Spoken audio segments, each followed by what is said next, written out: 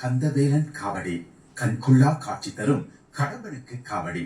காவடிகளை தயாரித்து அதற்கு அழகு சேர்த்து பக்தி பரவசம் சூழ்ந்திருக்க செய்யும் தெய்வ திருவுருவச் சிலைகளையும் இணைத்து திருமஞ்சன பொருள்களை வைத்து திருமந்திரங்களை கோஷமிட்டு காவடியை சுமந்து செல்லும் உணர்வுகளை வார்த்தைகளால் கூற இயலாது.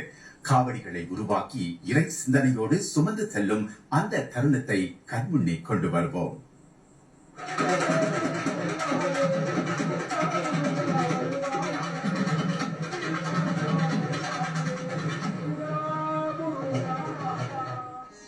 முருகப்பெருமானை நினைந்து நெஞ்சுருகி ஆடும் காவடிகளின் தயாரிப்பு பணிகள் ஒன்றல்ல இரண்டல்ல, அத்தனை பணிகளும் செவ்வனே மேற்கொள்ளப்படுவது உறுதி செய்யப்படுகிறது.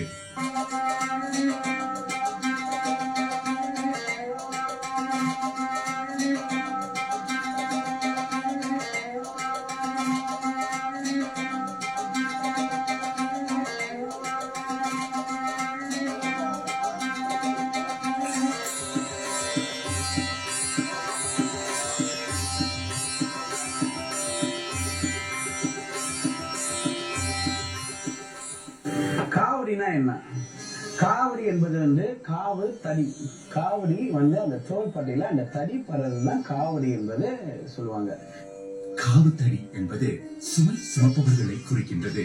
இலகுவாக சுமப்பதற்காக ஒரு நீண்ட தடியின் இரு முனைகளிலும் சுமைகளை தொங்கவிட்டு அத்தடியின் நடுப்பகுதி தோளில் இருக்குமாறு சுமந்து செல்வது ஆகும். காவுத்தடி என்பதே மருவி பிற்காலத்தில் காவடியானது. தெய்வங்கள் பல இருந்தாலும் வேறு எந்த தெய்வத்திற்கும் இல்லாத காவடி எடுக்கும் வழக்கம் முருகப்பெருமானுக்கு மட்டுமே உரிய சிறப்பாகும். ஒவ்வொரு தெய்வத்திற்கும் ஒவ்வொரு விசேஷ வழிபாடு முறைகள் உண்டு. அதுபோல் முருகப்பெருமானுக்கு காவடி எடுப்பது மிகவும் விசேஷமானது. இதுக்கு பேரு பால் காவடி.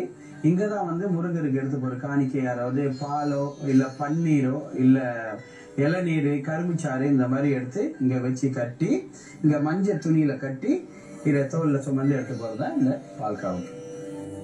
பால் காவடி, பன்னீர் காவடி, மச்ச காவடி, சர்ப்ப காவடி, வேல் காவடி, கற்பூர காவடி, சந்தன காவடி, மயிர்த்தொகை அலங்கார காவடி, தயிர் காவடி என காவடிகளில் பல வகை உள்ளன. காணிக்கைகளை பொறுத்தே அவற்றின் பெயரும் அமைகின்றன. ஒவ்வொரு வகை காவடிக்கும் ஒவ்வொரு வகை பலன் உள்ளதாகவும் ஆகம விதிகள் கூறுகின்றன. பெரும்பாலும் அந்த காவடி இருக்கிறவங்க எல்லாம் நிச்சயமா சைவமா இருப்பாங்க. இப்ப காவடி செய்யற நாங்களும் அப்படிதான் சைவமா இருப்போம்.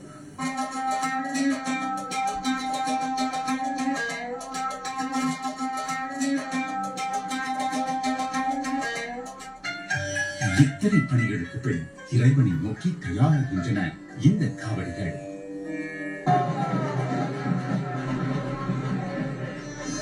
வடிவமைக்கப்பட்ட காவடிகள் தற்போது முருகப்பெருமானுக்கு காணிக்கைகளை கொண்டு செல்வதற்கு தயாராகும் பொருட்டு அதனை உடலில் ஏந்துவதற்கான பணிகள் செவ்வனே மேற்கொள்ளப்படுகின்றன. அதனை உடலில் பொருத்தும் பணியும் முறையாக மேற்கொள்ளப்பட்டால் மட்டுமே நினைத்த காரியத்தை மனதில் சுமந்து கொண்டு செல்லும் அந்த ஆறுமுகத்தானை நோக்கிய பக்தி பயணமும் எவ்வித தடைகளும் இன்றி சிறக்கும். இப்போ சர்டன் கிலோ இருக்கு. சர்டன் கிலோ அல்ல இந்த காவடிலாம் பார்த்தீங்கன்னா 36 கிலோட்ட இருக்கும். அதோட பேலன்ஸ்லாம் பார்த்தீங்கன்னாக்கா இந்த குஷன் சைட்ல இதெல்லாம் இருக்கும். இங்கே நம்ம 2 சைட் தோல் பட்டையில குஷன் வச்சிருப்போம். அதுக்கு தகுந்த பேலன்ஸ் தகுந்த மாதிரிலாம் நம்ம அந்த காவடி இது பண்ணுவோம். அதே வேளையில சில பேருக்கு அந்த இடுப்பு சைஸ் நம்ம பார்த்து தான் நம்ம காவடிக்கு அரேஞ்ச் பண்ணுவோம். சில பேர் ரொம்ப சைஸா இருந்தாக்கா அவங்களுக்கு தகுந்த மாதிரி அந்த மாதிரி பெல்ட்டு அந்த அவங்க தகுந்த பேலன்ஸ் பண்ற மாதிரி உள்ள காவடி தான் நம்ம கொடுப்போம்.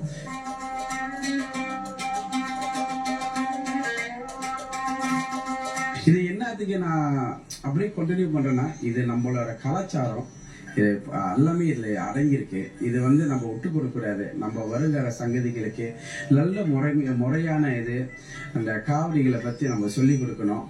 அந்த இதுதான் காவடி, இப்படிதான் காவடி இருக்கணும்னு சொல்ற வழிமுறைகள் நம்ம எல்லாத்துக்கும் நம்ம சொல்லி கொடுக்கணும்.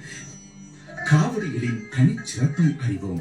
அதனை சுமக்கும் நோக்கத்தை பற்றிக் கொள்வோம். சீர்மிகு சிந்தனையுடன் காணிக்கைகளை ஏந்தி செல்வோம். சிங்கார வேலனுக்கு சின்ன சின்ன காவடி, வண்ணமயில் தொகையோடு ஆடிவரும் காவடி, ஆறுமுக வேலனுக்கு அழகு மயில் காவடி, வண்ண வண்ண காவடி, வெற்றி வேலன் காவடி.